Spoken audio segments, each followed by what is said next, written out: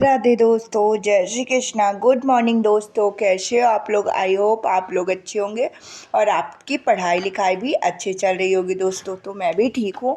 अभी मैं पूजा पाठ करके तैयार व्यार होकर लाइब्रेरी आ गई थी दोस्तों। जैसे कि आपको पता है कि मैंने दोबारा से अपना रूटीन स्टार्ट कर दिया है और मैंने कोशिश की है कि मैं अब 7:30 मतलब 7:30 से 7:30 के बीच लाइब्रेरी पहुंच ही जाऊं। तो आज मैं 7:30 बजे लाइब्रेरी पहुंची दोस्तों।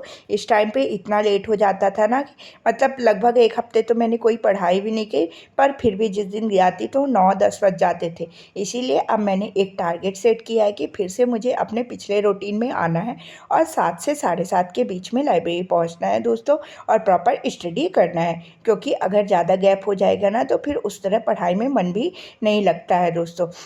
इसीलिए मैंने दोबारा से शुरुआत कर दी है दोस्तों। अगर आपके भी एग्ज़ाम हो चुके हैं एनटीपीसी के, तो अब आपने भी रेस्ट ले लिया होगा लगभग, और आप भी दोबारा से अपने स्टडी को कंटिन्यू करिए दोस्तों। अगर आपका पेपर एनटीपीसी का अच्छा गया है तो आप इसके मेंस की प्रिपरेशन करिए एनटीपीसी के। अगर एनटीपीसी की मेंस की प्रिपरेशन करेंगे तो अदर एग्ज़ाम, अगर आपने ग्रुप डी, आप लोगों ने कमेंट किया था कि दीदी मैं ग्रुप डी की प्रिपरेशन कर रहा हूँ, तो आपका ग्रुप डी भी कवर हो जाएगा। बस ग्रुप डी में थोड़ा साइंस वाला पोर्शन आपको अलग से पढ़ना पड़ेगा दोस्तों। मैं देख लूँगी, मैंने भी फॉर्म फिलअप किया है ग्रुप डी का, बट मैं उतना मतलब उतने ज़्यादा उससे ग्रुप डी के लिए नहीं कर रही हूँ दोस्तों। मैं आपको सही बात बताती हूँ। बट अगर आपको चाहिए कि दीदी आप ग्रुप डी के लिए थोड़े इन्फॉर्मेशन दे दो, तो मैं जैसे टेस्ट वगैरह लगाती हूँ, मैं एग्ज़ाम दूंगी ग्रुप डी का भी, तो टेस्ट वगैरह लगाती हूँ, तो उससे एनालिसिस करके आपको एक अलग से वीडियो अगर चाहिए तो आप कमेंट करिएगा, तो मैं ग्रुप डी के लिए वीडियो बना दूँगी दोस्तों कि साइंस कहाँ से पढ़ें और सारी चीज़ों को कैसे कवर करें ग्रुप डी के लिए।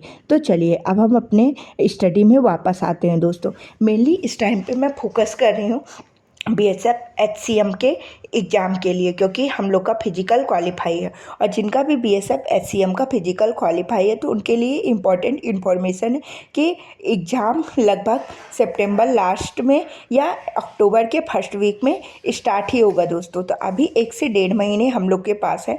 इस 1 से 1.5 महीने में हमें इतनी अच्छे से प्रिपरेशन करनी है कि 85+ नंबर लाना होगा, क्योंकि वैकेंसी बहुत कम है। जब हम एग्ज़ाम क्वालिफाई करेंगे उसके बाद टाइपिंग भी हमें अभी से स्टार्ट कर देनी है दोस्तों। तो आप लोग को अगर चाहिए कि टाइपिंग कैसे क्या करें, तो आप लोग कमेंट करिएगा, उसके लिए भी मैं वीडियो बना दूंगी दोस्तों। अभी मैंने टाइपिंग स्टार्ट नहीं की है, बट मैं सोच रही हूँ सितंबर वाला जो सीपीसीटी है उसको देने के लिए। तो जब मैं उसके लिए टाइपिंग थोड़ा मतलब मुझसे टाइपिंग आती है, बस थोड़ी प्रैक्टिस की ज़रूरत है। अब मैं उसके लिए टाइपिंग स्टार्ट करूँगी, उसी के साथ साथ फिर मैं बीएसएफ एचसीएम वाली टाइपिंग को कंटिन्यू कर लूँगी दोस्तों। तो अगर आपको टाइपिंग से रिलेटेड कोई भी डाउट हो वो भी कमेंट करके बताइएगा।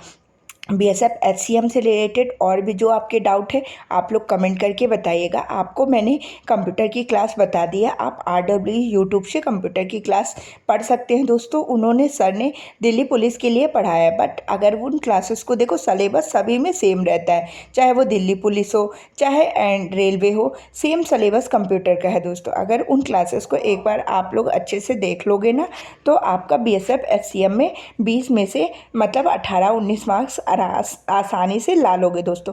अभी मैंने एक बार कंप्यूटर पढ़ी थी, बट फिर भी मैं टेस्ट देती हूँ तो 14 से 15 मार्क्स ला लेती हूँ दोस्तों। अगर मैं उसका प्रॉपर रिवीजन कर लूँगी ना, मुझे मतलब इतना है कि मैं 17 से 18-19 तक पहुंच जाऊंगी, क्योंकि अभी चीज़ें भूल गई हैं तो मेरे क्वेश्चन गलत ज़्यादा हो जाते हैं दोस्तों। तो यही सारी चीज़ें मुझे आप लोगों से बीएसएफ एचसीएम के लिए शेयर करनी थी। और जैसे कि आपको पता है कि मैं मतलब मेंस को भी फोकस कर रही हूँ, तो करेंट अफेयर की क्लासेस डेली लेना स्टार्ट कर दिया है दोस्तों।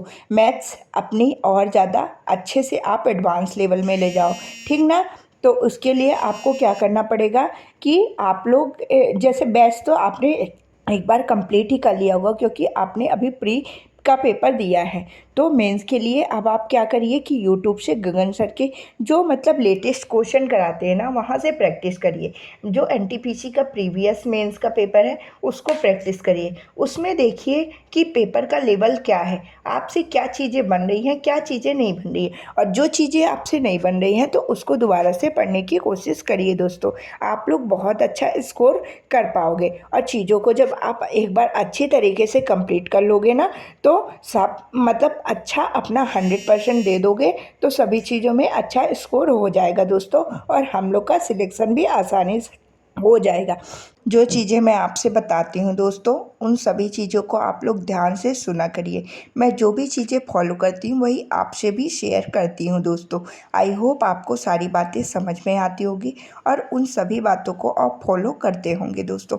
और आप जब एग्ज़ाम देने जाते होंगे तो आप उसका फ़ायदा भी देखने को मिलता होगा दोस्तों। तो चलिए, ये सारी इन्फॉर्मेशन मैंने आपको दे दी है। आपकी जिस भी टॉपिक में डाउट रहा करें, आप लोग प्लीज़ कमेंट बॉक्स में कमेंट करके बताइए, मैं उसका रिप्लाई ज़रूर करूँगी दोस्तों।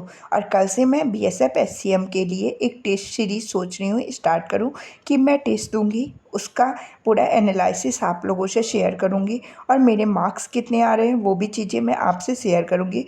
और आप लोग भी अपने टेस्ट के मार्क्स मुझसे शेयर करिएगा दोस्तों। इसमें क्या होगा कि हम लोग का कनेक्शन बना रहेगा और चीज़ें आप भी अच्छे से समझ जाओगे कि आप गलतियां कहाँ कर रहे हो, और वो चीज़ें मैं आपसे बताऊंगी और आप उनमें सुधार करने की कोशिश करोगे दोस्तों, और आपके नंबर भी इंक्रीज होने लगेंगे दोस्तों। साथ ही साथ हमें आबकारी कांस्टेबल को भी ध्यान में रखकर चलना है। उसके लिए हमें अलग से कुछ पढ़ने की ज़रूरत नहीं है, बस उसका डेली एक मॉक टेस्ट देना है दोस्तों। ऐसा आप बनाओ कि एक दिन बीएसएफ एचसीएम का मॉक टेस्ट दो, एक दिन आबकारी कांस्टेबल का, और एक दिन एनटीपीसी के मेंस का। मतलब 3-3 दिन करके तीनों जो हमारे नेक्स्ट एग्ज़ाम है उनका मॉक टेस्ट दो। अगर जो ग्रुप डी के लिए कर रहा है तो एक दिन ग्रुप डी का, मतलब एक एक दिन करके 4 दिन हो गए। फिर अगले 4 दिन भी ऐसी सीक्वेंस को फॉलो करो। आप सभी चीज़ों का अच्छे से प्रॉपर मतलब प्रैक्टिस भी हो जाएगी दोस्तों। अलग अलग एग्ज़ाम के मॉक टेस्ट भी हो जाएंगे, तो अलग अलग क्वेश्चन भी हमें मिलेंगे दोस्तों। और इससे आप ये एनालिसिस लगा लोगे कि कौन से एग्ज़ाम में चीज़ें किस तरह से पूछी जा रही हैं, और आप उन चीज़ों को कैसे कवर कर पाओगे दोस्तों।